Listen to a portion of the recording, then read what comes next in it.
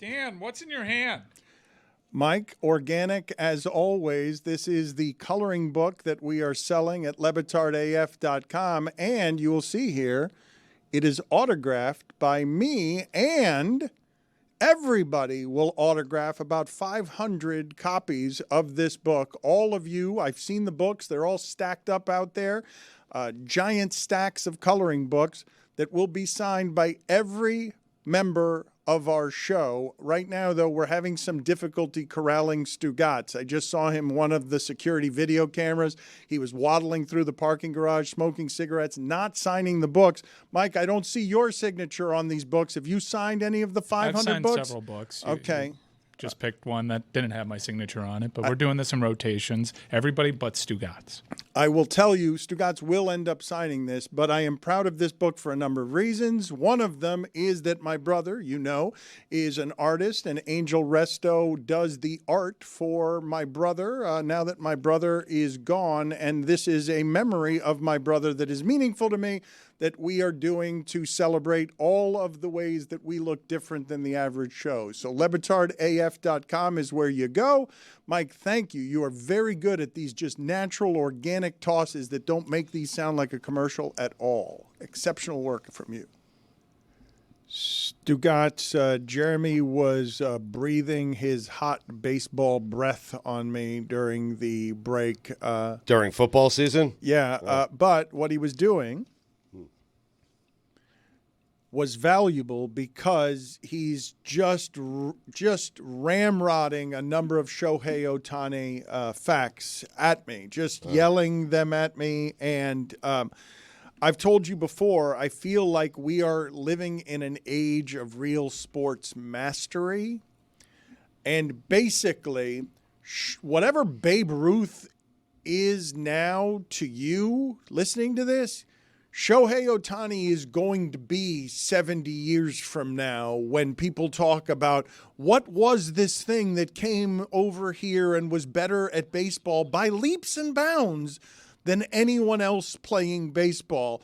The stats on the MVP voting on Shohei Ohtani suggest a level of mastery that you will not find anywhere else in sports. Not from Jokic, not from Serena Williams, not anywhere.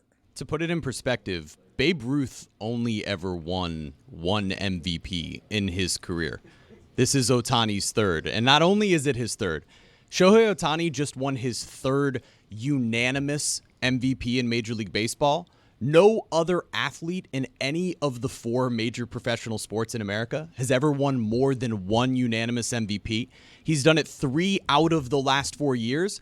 And in that fourth year where he didn't win MVP, he just happened to be second in MVP voting and fourth in Cy Young voting. How many Super Bowls has he won? I mean, it's November. We're talking about Ohtani. He's the greatest athlete who's ever lived. He's got about 500 home runs to go before he The greatest athlete who's ever lived. Before he catches Ruth. I mean, seriously. Stop it. You're embarrassing yourself. StugatzBook.com tomorrow. It will have pages for all of you. I do want to push back only with one athlete that I think we can compare to him, Jokic. Did you see this play that he almost did against the Lakers the other day? Talking basketball. Amazing. 0.3 seconds left in the quarter. He's all the way across the court. The full court length. So he's like, okay, 0.3 seconds. There's not enough time for me to catch and shoot. So, hey, teammate, toss it to me, and I will bat the ball all the way down the court. That's crazy. And I will almost make it.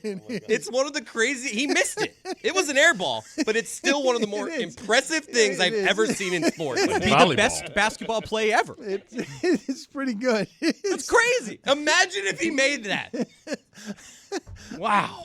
I'm surprised he didn't. I got to be honest with you, given that guy's level of mastery over everything he's doing. Those two guys should start a podcast, Ohtani and Jokic. Just two guys that we never hear from, but are actually the best athletes ever. Stugatz, you pitched the Travis Kelce pod before people did. Get on that one. Okay. Well, they were brothers. That was right. It was made obvious. a little more sense. I don't even think Stugatz had Jason involved in the Travis podcast. One of these people needs an interpreter. It was me. Think about the reach.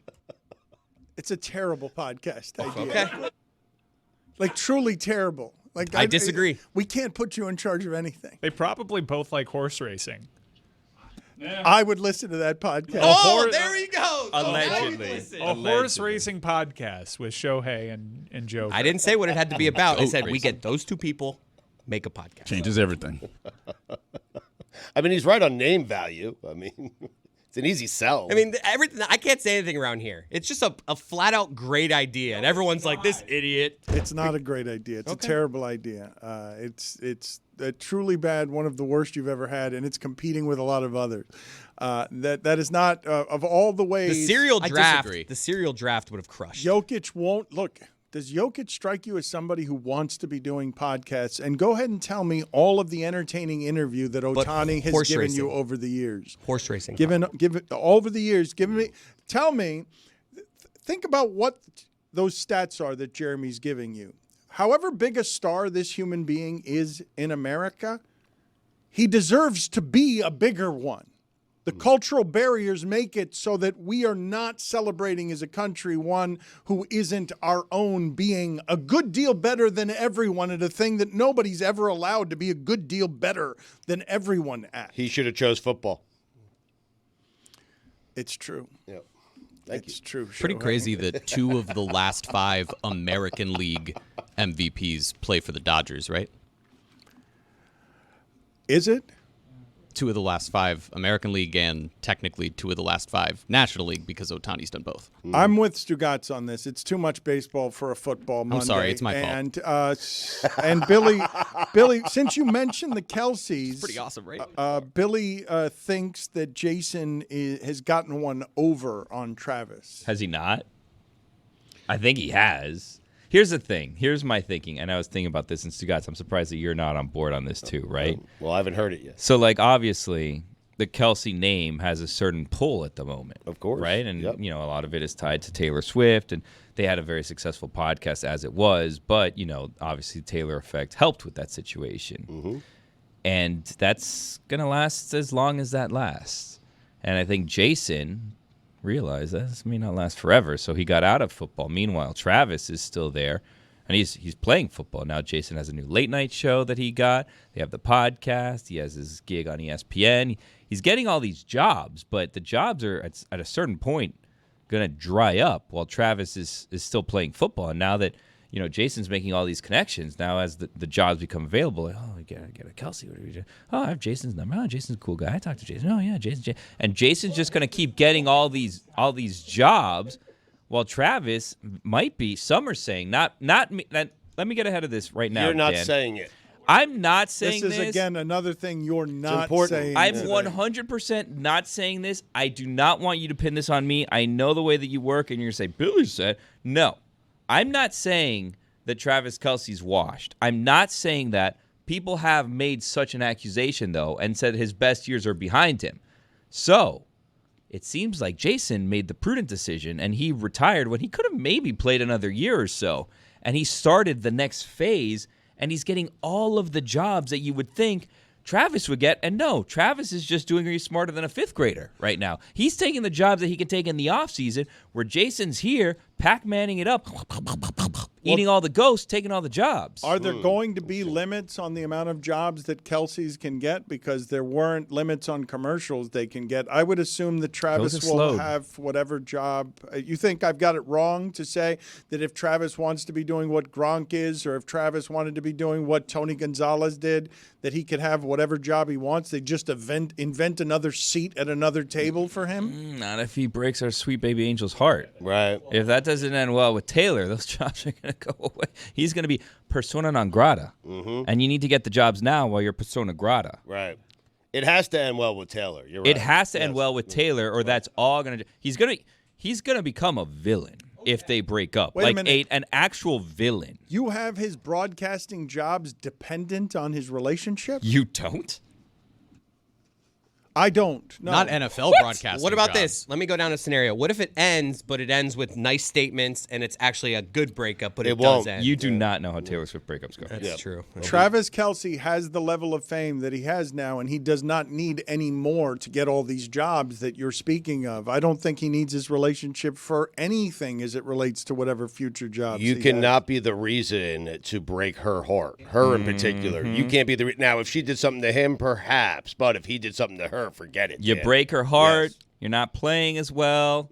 Guess who's going to go back to talking to Stugats at Tahoe? All right. You guys are of the belief Been years. that if he has a breakup in which he dumps her and hurts her feelings, or worse, gets caught in some sort of betrayal Whoa. or immorality. Whoa. No, what you're saying, an Essie Mend. You're He's saying not saying anything. I didn't say any of that. Again, I got out on the front of this. Yeah. a messy ending or an Essie Mending is what I was going to call it. How do you have this ending? I don't care how it ends. I'm just telling you that I don't think it has anything to do with what jobs are going to be available to him. He doesn't get to be Michael Strahan in broadcasting unless he stays with Taylor Swift. Otherwise, he's an NFL broadcaster. And Otherwise, he'll have he's plenty, Tiki, right? He'll have plenty of great moments as an NFL broadcaster, but he doesn't get to be a beloved American broadcaster or host or all of those things if he ends up in a messy breakup with Taylor Swift.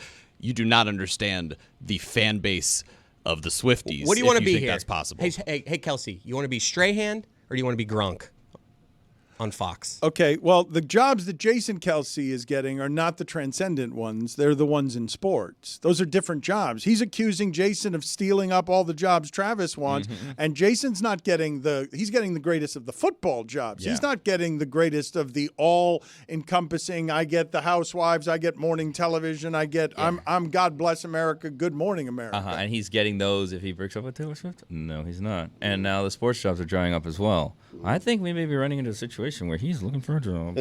You've had a number of different voices today that have been whispered or spoken through your teeth, and I don't know which one this is. How here. so? What do you Well, mean? I think that Travis Kelce will get the jobs that he wants, No. and he's got the amount of fame now that he needs to get those jobs. He will Now, make though, his own- now. But he's playing too long. He needs to retire if he wants these jobs. And Jason's the one that realized this. Fame is a fleeting thing, Dan. He just won 2 It's Super a fleeting Bowls. thing and a cruel mistress. And you need to play it right. Both of those things. I thought your listener league was the cruel mistress. Oh, that listener league. I think you know what happened here. I think you know it didn't go swimmingly for your boy, and that's why you're bringing it up this week. Every time I do decent, you seem to forget about it. But this week, old Billy didn't do so hot, so you said, why don't you tell us about your listener league this week? Yeah, because you know I didn't do well. You go to dkng.co/Smirnoff if you want to participate. It's presented by Smirnoff, the world's #1 vodka. Please drink responsibly. Dan, it was looking like it was going to be a really bad week. 506 people competed with us this week. 505 people competed against me. And it was looking like it was going to be a very, very bad week. But no, I persevered. I had a late push in the 4 o'clock window, and I moved all the way up to 485th out of the 506. After what was looking like a very bad God. week. Had a late push. Moved up at 485. You said it was your week. I did say it was my week, and you can accuse me of stealing this because I broke this news to Stugats earlier this week. I've been a good coach. I've said all the right things I felt like leading up to this week. And I'm not going to do that anymore. It's my players' fault, okay? They're the ones that didn't score any points. They're the ones that sucked this week. No need Wasn't for all me. of that. No need for They're the that ones that weren't language. doing well. I try. I pick the guys that I think are going to go out there. All I can do is have faith in my guys. Am I going to be accused of having too much faith in them? Yeah. Yeah, that's the problem. And I'm not going to apologize for that. I'm not going to say I shouldn't have faith in my guys. I have faith in them. Every week I have faith in different guys, and every week they let me down. It's going to be a long Thanksgiving, a long, cold Thanksgiving, because we're going to talk about it. This isn't going to be those awkward Thanksgivings where everybody's sitting at the table, there's the elephant in the room, no one's talking to each other, everybody knows there's tension. No. It's going to be there, right next to the fixins. We're going to be talking about all of our issues at Thanksgiving, and we're going to get back on track for next week. Fixings? Yeah, Next to the stuffing. next to all of it. A bowl of tension. Next to the mashed potatoes. Next to the mac and cheese. Right. Are fixins, Next to the stuffing. Do people associate fixins with Thanksgiving? I feel like fixins are more buffets. I think fixins, is that a This phrase? is the holiday for fixins. Thank you. Is it? Mike It's the gets Super it. Bowl for fixins. Uh-huh. Okay. And it's going to be there on the forefront. We're going to talk about it. dkng.co/Smirnoff if you want to talk about it I'm next sorry. week. Are I'm fixins, coming. Are fixins side dishes or are fixins sort of things that you would take from a salad bar to Side dishes. I'm saying fixings are Side foods dishes, that are yeah. traditionally served with a main dish, such as vegetables, sauces, salads. Okay. All the Fixins fixins. Fixins what I'm going to be doing to my roster if these guys don't start shaping up. because they're going to be shipping out. I really don't want to hear any more about your listener league. I never wanted to Why hear don't you do it anything next about week with us? Yeah, try it out. Come on. Because Please. it sounds awful. I didn't think I Sounds could go. awful. It's so Okay. fun. Dan, this is low key. A little bit of a segment that we put these concepts over and make it seem like something that's super fun to be in. no, It is super fun to be in. Maybe don't call it awful. I had a late Maybe- push, maybe, 485. Maybe be like, you know what? For Yeah. Thanksgiving, Billy, I will be in Take that. his phone, I you guys, will right be now. in that. Take his thing. phone. You Let's make go. it sound amazing. Get his DK I will Fantasy be app in it. open right now. That's what you say. You know Pick it what? up. I'm joining too. Wow. Look at this. A Christmas miracle. Me 3. On Thanksgiving. Come on, come Me on. 4. Watch All Jeremy's right. in. Roy? Dan? Sure. DeRoy's in. Dan? Thank you, Smirnoff. Get his phone. dkng.co/Smirnoff. Get his phone. All Let's sign him the up right now. fixins. It's so Okay. fun, Dan. What's your Oh, code? Dan. It's like, don't even think of it like fantasy. Don't even think of it like fantasy sports or football, because I know that's how you think about it. Think of it like this. One of your favorite things, budgeting. Think of it like monies. You know what I mean? You get your 50 thou, and then you have to kind of put a team together with the 50 thou. But everybody's worth a different amount of monies. And then you have to figure out how to manage those monies to get the winning pieces. Boom, boom, boom, boom.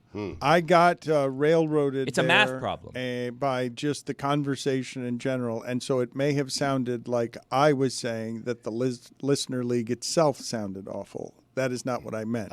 What I meant is Billy yammering about finishing 485th in his saving After a it. late push, To I have- surged to Yes. 45. to have more of that in my life next week is Oh, not I something think that you know what I it is? would sign up He's for. afraid. You're afraid. Dan's afraid. Afraid of math. Another voice. Great. Now the You're a voice of a chicken. chicken. You're a chicken. Yes, that's what it is. All right, I'm in. I'll play the game. You will not call me a chicken in front of the nation. I will not be called a chicken. Yes. We did it.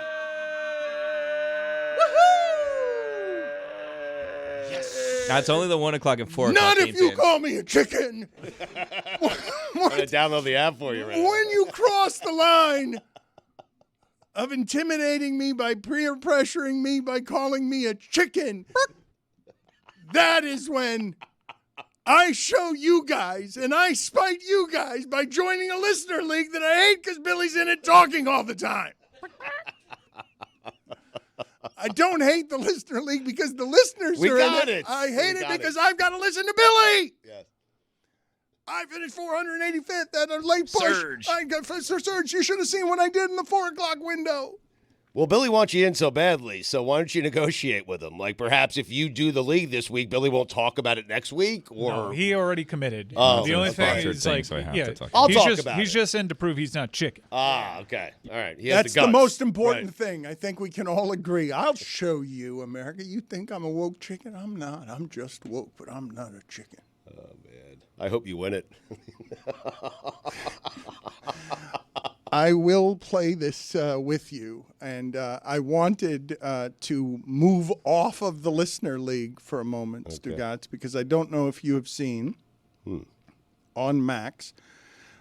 Colin Farrell is there, hiding in plain sight. I am not somebody who likes The Dark Knight and its derivatives. I don't dislike it. It's just not something that grabs my attention. But Colin Farrell getting in makeup for 3 hours a day so that he could be totally unrecognizable as the Penguin. Not want to ever do a role like that again, because for the length that we're here working on air, roughly, Colin Farrell was spending that day in makeup for that long, in getting into a costume that even once you're in it had to be fairly unpleasant to drag around with you every day. I mean, don't sell us short, Dan. I often spend 3 hours in makeup before these shows.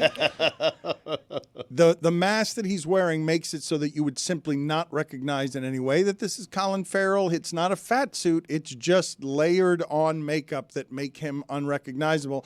And it's not something I would do for a part. Like, it's not, if I was at his pace, at his point in his profession, this is not a task I would want to undertake. It wouldn't be worth the work to me. But everybody would see this and be like, well, that show's not going to be very good, right? The Batman, had kind of a split audience. Everyone kind of respects the new vision on it, but it was actually released quite a while ago.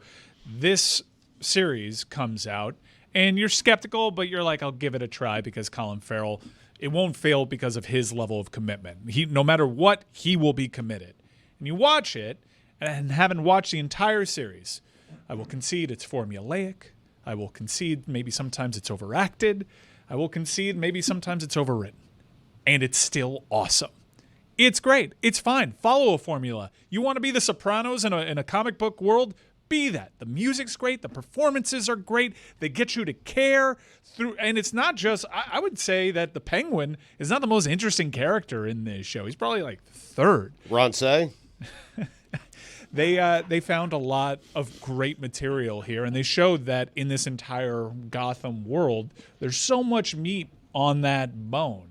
And it actually makes me think that Batman's asleep at the wheel, because there's all sorts of evil criminal underworlding that's happening here that he doesn't step in one bit.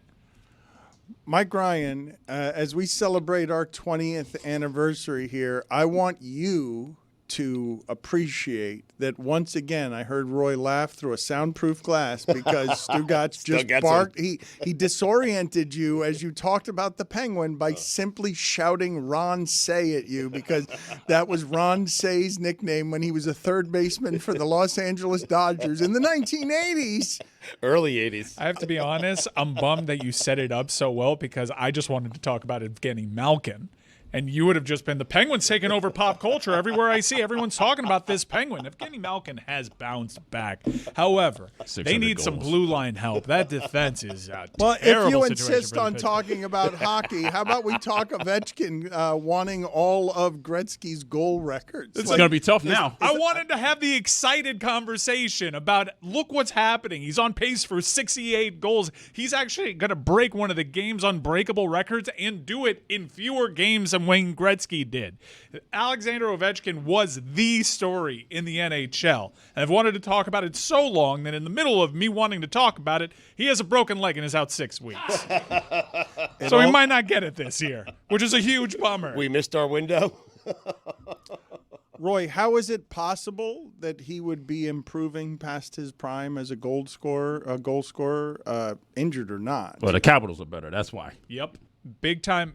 They do not have blue line help. They got guys that are willing to feed him the rock in front of the net. He is, credit to him, everybody was having a go at him for his offseason training habits, but you know what I've never seen before? And yeah, you can laugh at all these pictures of Ovechkin looking the way that he does, running on the beach and playing pickleball. I had never actually seen him go through an offseason training regimen that wasn't celebrating a Stanley Cup championship. So this dude has actually put in more work, and it shows in his play.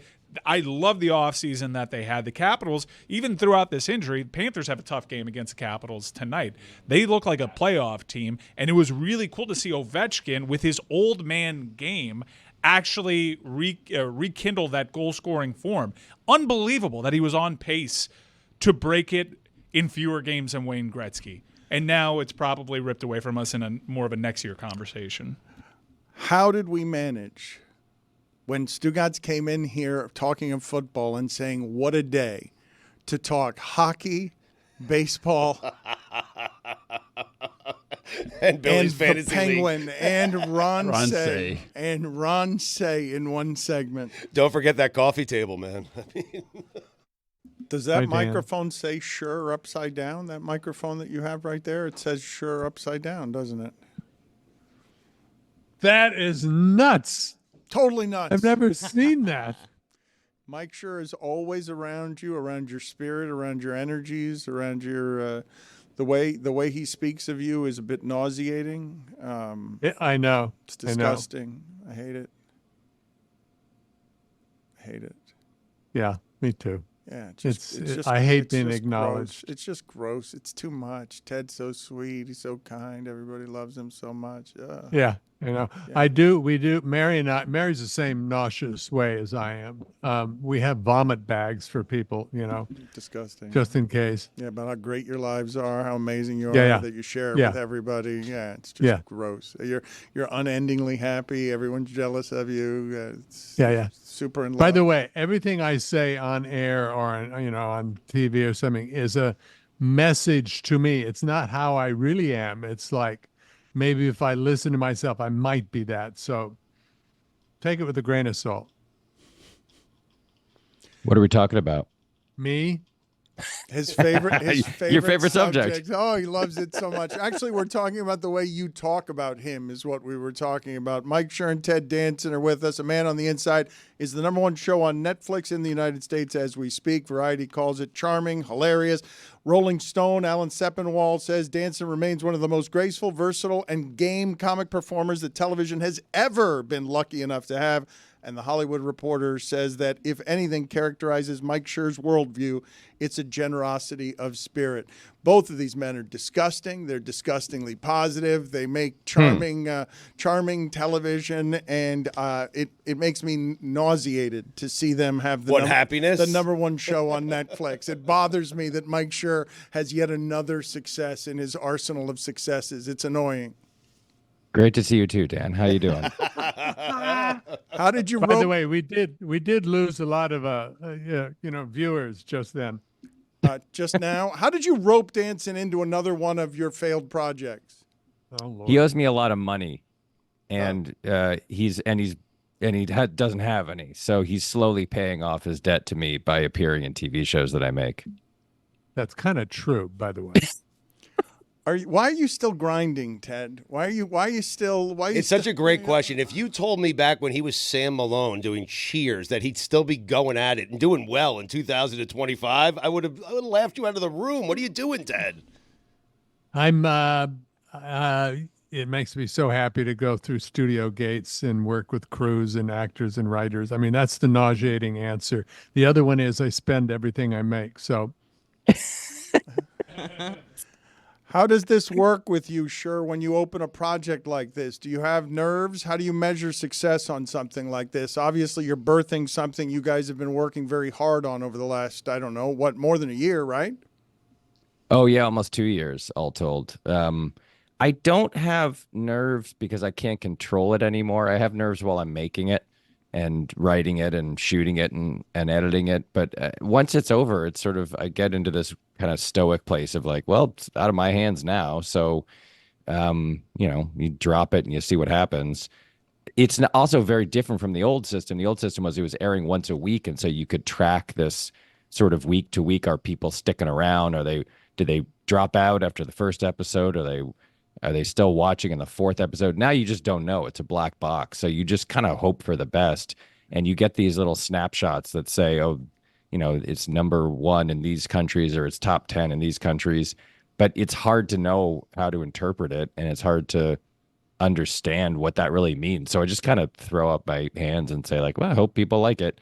And, I guess so far so good is what we would say, that we'll know a lot more in about a month when they kind of come back to us with a full picture of how it's performing. Until then. Okay, see, that's an example of the adult in the room. I pop champagne corks. I buy something and am in debt again. So you measure success differently, though, right? That's you get to operate, Ted, in the safer space of I make it and then I can let go of it. I'm also at the kids' table. I mean, that's what actors are. Mike has to deal with the real world and with people who are dealing with big money. I don't. I'm at the kids' table, and they treat me as such, and I get a lot of kind of freebies as a result. Mike, I guess it's Sorry, I guess it's no different than like a movie that's like 90 minutes or 2 hours, right? But like, is it weird that you spend 2 years of your life working on this project and then like someone like me just sits down for 3.5 hours and knocks it out, and then I'm done with it? It is very much like a movie, which is obviously not how TV used to be. This is like I had this thought at some point when I was finishing the last episode of like been thinking about this and working on it for 2 years, and when I'm done, someone will be able to watch the entirety of our work on one flight from LA to Chicago. And that is not what TV used to be. TV used to be this thing that slowly unfolded over, 22, 24 weeks from September to May. And now everything is sort of being herded toward the movie model. And it's amazing that we still get to do this. So I'm not complaining, but it's the thing that TV used to have over movies, was that you like watch characters slowly grow and change over months and months and months and years and years and years. It's sort of not like that anymore. And it a little bit bums me out. Like, I feel like that was the advantage TV had over movies from a storytelling perspective, and it's sort of disappearing. But again, I'm not complaining. It's a great job. I'm happy I get to do it still. Ted, when he frames it that way, though, does it make it impossible for you to have this character resonate the way that Sam Malone did, because it's an audience growing old with a television show as opposed to watching it on a plane flight? I suppose just because of the weight of 11 years and 22 episodes a year, that's to some degree true. But we're making movies. We're not making TV shows the way they used to be. So the story is way more important than anything else, And so, no, I kind of like this, to be honest. I really do. You guys tackled with some of Mike's projects. You're tackling the spiritual. You're tackling mortality in this when you're going into a nursing home. I imagine we're playing some here with age, Mike. Are you trying to summon a character? Are you trying to take us to a place closer to where Ted Danson is working undercover in a retirement home around people who are in their 80s? Yeah, that's what the documentary is about, which is, was our North Star when we were making it into a series. It's about aging and to some degree mortality and memory problems and tricky adult relationships and stuff. So yeah, that's very explicitly the point of the documentary. And I wanted to do it in part, not just because the documentary is great. You should all watch it if you haven't already. It's called The Mole Agent. It's from Chile and it's great. But I've had this off for a while, that like, this country is extremely bad about talking about those subjects. Like, we don't really discuss them. Aging is seen as something that's like embarrassing or shameful, or that we need to walk on eggshells around. And I've said this many times, but like, that aging is like the good outcome. Like, that's the better of two possible outcomes, is that you get old. And I just am curious as to why we're so bad about talking about it and confronting it and just dealing with it openly and honestly. And so I liked that the documentary was discussing those ideas, even tangentially, because I feel like they're things that we should be better at talking about. And that's very much the heart of the show and the point of making it. Why are we bad at that, Ted?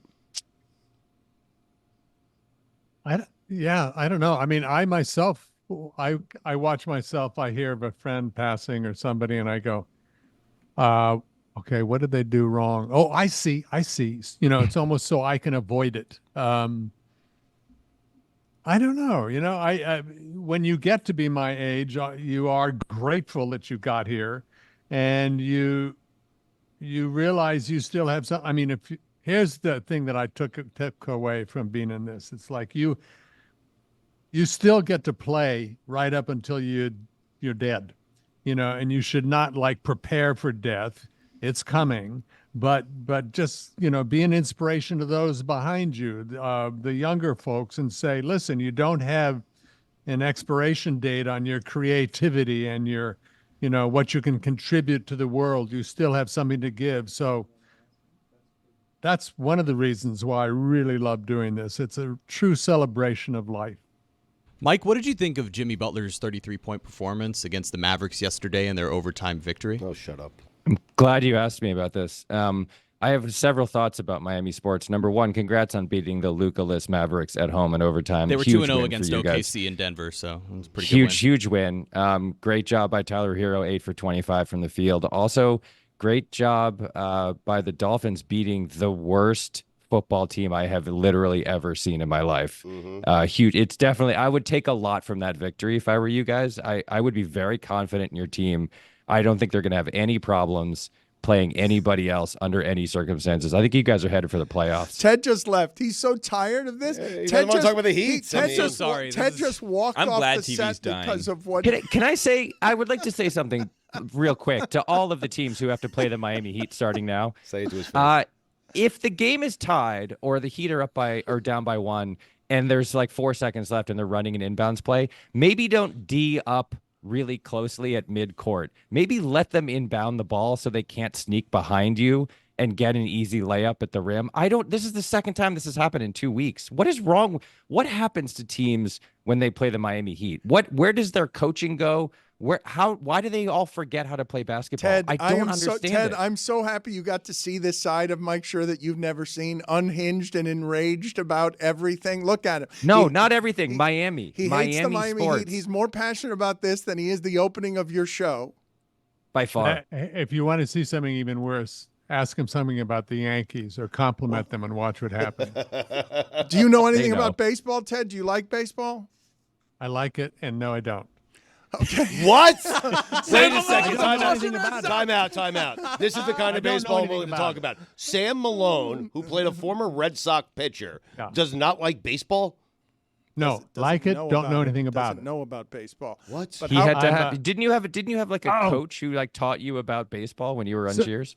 No, sorry, but that great photo of Carl Yastrzemski. Yes. It was a doubleheader against the Angels. It was in between, and they had lost the first game, and they made him pose with these 2 actors that no one had heard of because Cheers That's wasn't on funny. the air. That's what And he was so pissed off. I've never seen anyone angry. You know, He didn't That's want, fantastic. Yeah, Yes didn't want those people, these dumbass actors on his baseball field. No, getting in the way of everything. Mike, how? This is for both of you, but first for you, Mike. How do you pick your projects? How do you pick what you're going to invest 2 years of obsessive compulsive thinking over? I don't know. I mean, this was a situation where my longtime producing partner, Morgan Sackett, sent me an email and said, "Have you seen that documentary, The Mole Agent? We should remake that as a series and write it for Ted." And it was just sort of instantly a good idea. Like we had been working on Field of Dreams for a long time, and it was becoming clear that was not going to actually get made. And we were sort of floating a little bit, and then he had a really good idea, and I thought, yeah, that's right. And I don't know why I thought that or how I felt so strongly about it, but I think at some level it's just what hits you on a gut level or what makes you feel like, oh yeah, I can see that. And you know, but they're all different. The Good Place was just a series of thoughts that have been swirling around in my head for years that it sort of coalesced into an idea. And you know, Brooklyn Nine-Nine came from me and my friend Dan just like actively working on what would make a good show. So it's not one thing or one place. It's just you get a feeling. You have a lot of ideas, and then one of them starts to kind of glow a little bit or like feel more real than the other ones, and then you pursue that and you see if there's a show in it. There's no magic formula, I don't think. It's just what interests you about the world at that moment. Ted, could you feel this written for you? Yes, and I knew it would be because Mike knows me, cares for me, and knows what I'm good at and what I'm not so good at. And yeah, it felt perfect. You know, if I were at the beginning of my career and had the stupidity to think that writers like Mike are a dime a dozen, you know, what I would do with the rest of my life, it would be kind of up for grabs. But now that I know the truth, I just want to work with Mike forever, Mike. Mike, I want to work with you forever because he is so purposeful in what he chooses to do. I'm kind of answering the question you asked, Mike. You know, I want to be part of something that reflects the human condition.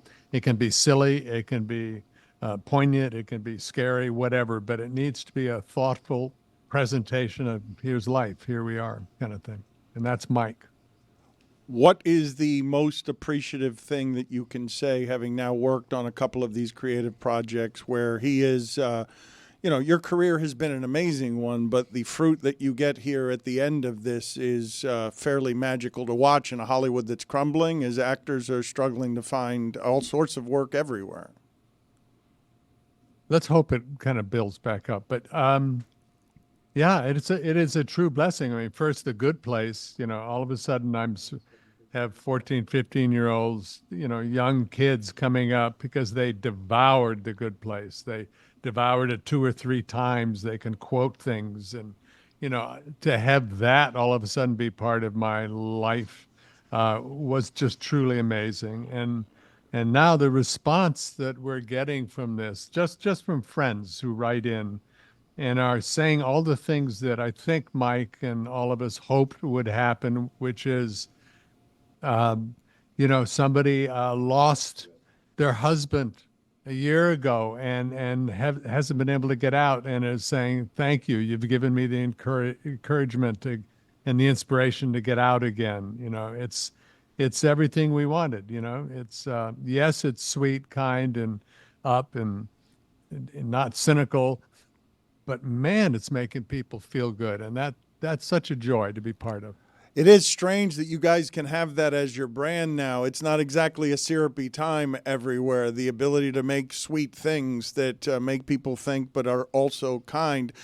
Ted, I wanted to ask you the same question I asked Mike. How do you measure success with these projects? I just want to throw in, I am playing Adolf Hitler in a musical. Sorry. Odd thing to throw in there. Hey, wow. I fall into every actor trap known to man. So it's wonderful to have the response that we're getting. The results still matter to me in a way that probably is more than it should. But it is true that what you really get to take away is the crew that Mike brings with them, the camera operators, the sound operators, everyone who wants to work with Mike over and over and over again. You get to have that experience of family. That's important. That's success. You get to work with actors who maybe have only a day part, and they're so happy to be there because they've been written in a complete character, a complete person. So you're working with everybody on the set who's grateful. That's success. So the experience, of just going to work feels like success to me, and the results are lovely. Mike, you're working with your friends at this point, correct? The making your characters and some of the actors that you've worked with are sprinkled all over the show. Yes. Yeah, absolutely. Stephanie Beatriz, who was in Brooklyn Nine-Nine, is in the show, and she's great.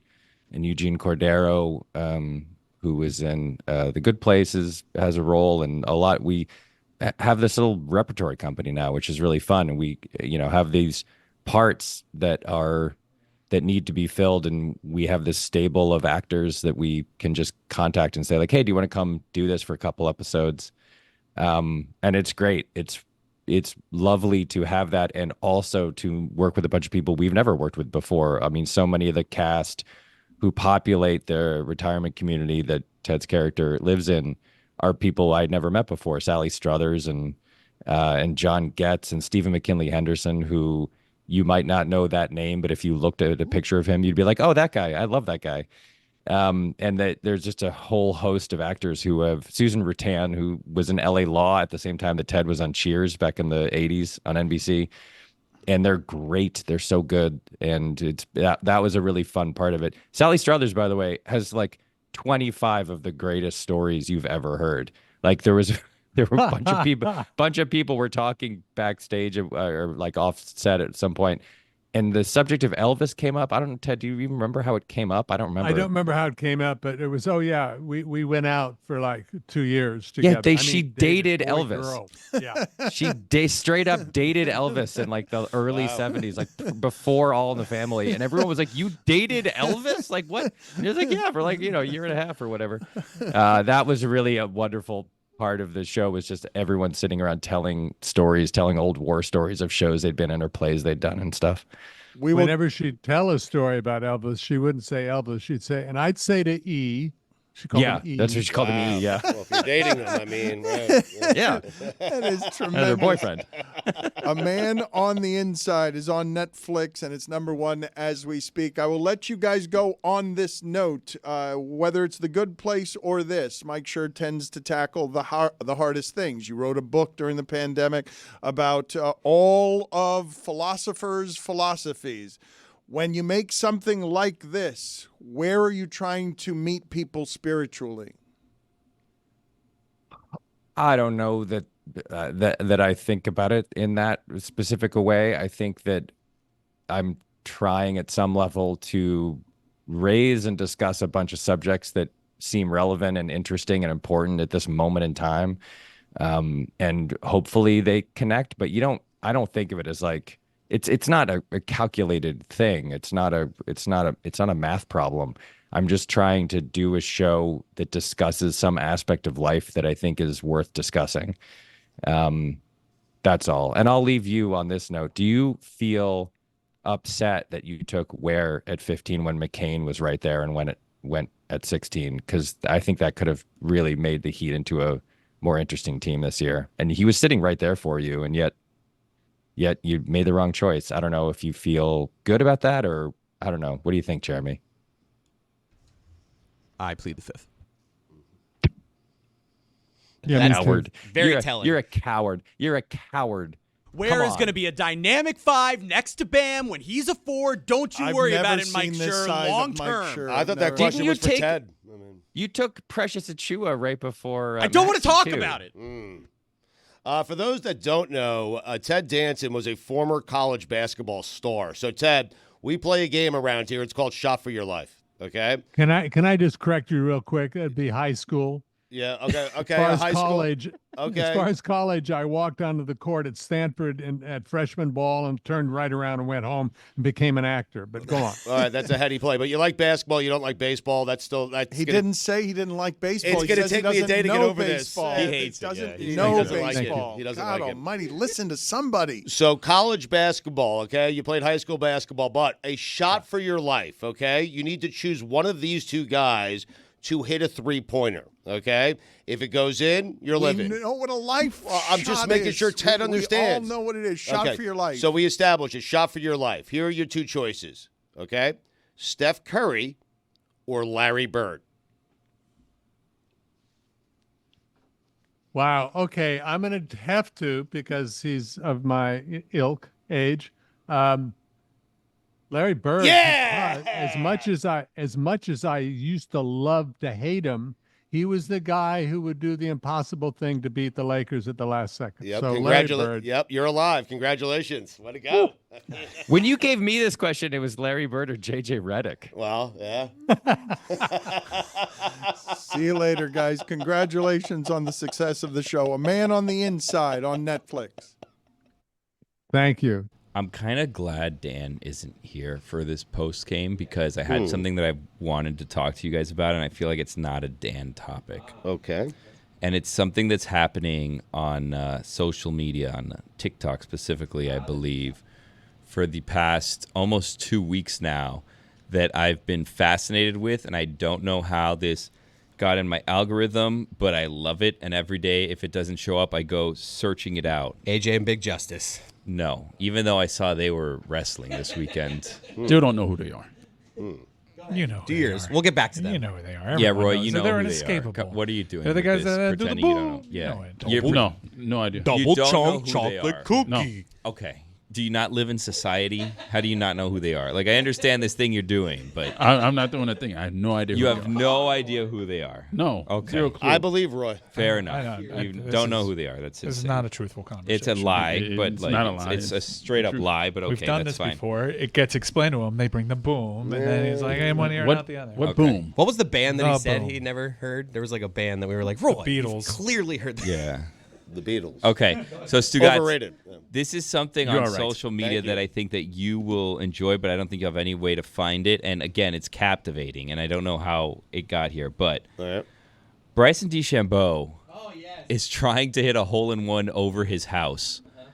And every day that he doesn't do it, he gets an extra shot. So day one, he took one attempt. Day two, he takes 2 attempts.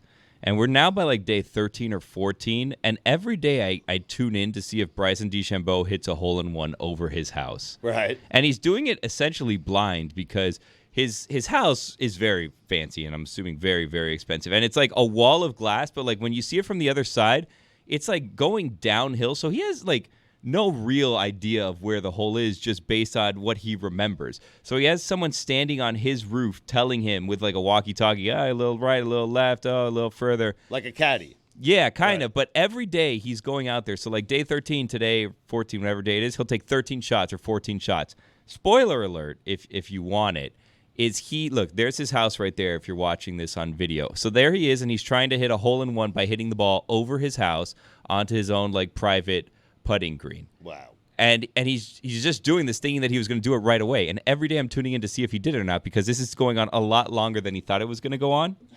Yesterday or the day before, because I'm not exactly sure what time they upload it, spoiler alert, ball went in and bounced out, so it didn't count. So now he has to continue doing it. So every day he's trying to make a hole-in-one over his house, and I don't know why I find this so interesting, but I want to see if Bryson does it. Is anyone else skeptical that he did this in like one shoot and just changed outfits and he like worked ahead on this? Because I just feel like it's, he's a busy guy. He has time every day to do this, whereas you could, in 3 hours, couple outfit changes, you could do a few days. Yeah. I'm just skeptical He's on of all of live. it. I mean, he goes what? That's the more efficient way to do it. I understand what you're saying. You don't believe anyone who's making content these days? You believe everything is fake? Look what I brought us. Look at the gift I brought everybody here. We got Chris Whittingham's here. This is mesmerizing, Present though. for everybody. Chris Whittingham is a fancy lad. So he can finally apologize for the Kachuk trade. To your point, Chris, the lighting changes every day. There's a different amount of sun bathing his home every day. So I really do think he goes out once a day. But does it make you, Billy, think at all that he's a worse golfer than you would imagine? No, I mean, I think him getting it is just going to be dumb luck when he gets it, right? And then he has now people that are copying him, trying to do it like over, like there's, I think, like a golf pro or whatever, someone that works like at a golf shop, and I don't know where it was, but it was snowing, and he's trying to hit it over, and they're like warning him, like, dude, you're going to break the windows. You're not a good golfer. Like, don't do this. And he's sure enough is still doing it. He's hitting the wall and stuff. So people are copycatting this now, but I don't know why I'm interested in this, but I can't not. I see it every day, and I cannot help but turn I'm gripped. I'm gripped for the full minute and a half worth of video. It's amazing. He's getting so bothered that he can't do it too. Like he's getting so frustrated with himself. What I wonder about though is the communication. Because is there a guy on the roof that's telling him a little to the left? No, he knows at this point. There was another voice in the video, but I don't know if he's on the roof on the other side. We never see the second voice in the video. Where is the camera aimed? Bryson clearly has his aiming point on the house, and you were saying like like what Bryson is doing. He's so close every time. Yeah. I watched one the other day. It was like 9 shots, and they're all right around the hole. I know, but it stands to reason he knows the distance, and he's a professional golfer, so he knows what club he needs to hit. And he will tell you right when he hits it.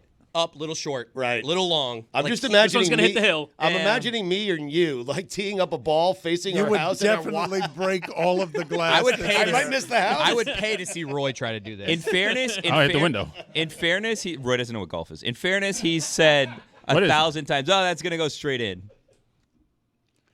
I would worry about hitting the glass. His home is all glass. It's all floor-to-ceiling glass. But yes, the professional golfer is going to come within inches of the hole every time. You play golf with a Frisbee, right? Hey. The fun thing is like, even when it's like, you see it, and he's like maybe like a foot and a half away, and like, wow, you suck, man. Like that is way off. I That's feel not bad even for close him. to the hole. The ones that bounce and just die on the green, they don't move at all, and I feel terrible because he's got to get the spin right. I think the spin is the most difficult part of that. Well, if you're intrigued by the specter of glass shattering, I've got a movie recommendation for you. You should watch this movie called The Coffee Table. Oh, God. I think you're exactly the kind of guy that would really go What's for it about, Mike? Watch it on a flight. Have the family over on Thanksgiving and just be like, "Come on, let's give this thing." It's about the human condition. Is it similar to your recommendation of The Lighthouse? That's a Christmas movie. Comparatively, it's a rom-com.